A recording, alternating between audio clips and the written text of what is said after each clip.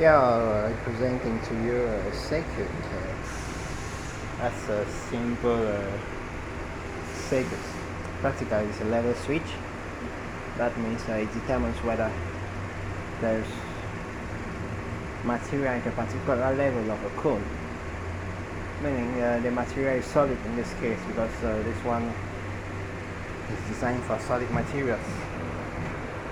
See, now it's being supplied and you can see it rotating, right?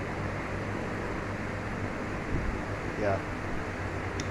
Basically, the cement cone, that means we fill cement in the cone. When it reaches the upper level, that means full. This has to indicate.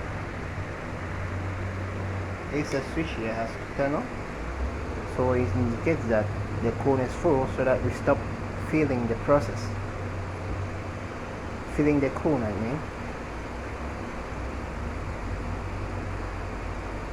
So that's basically what happens here. It could either be at the low position or the full position, high position or low position. So what we want is that there should be a signal, as you see that now. This will be replaced with a syringe. When it reaches the top level, you have the syringe come on and make some noise, giving the alarm that you should stop filling the cone because it's at a higher level.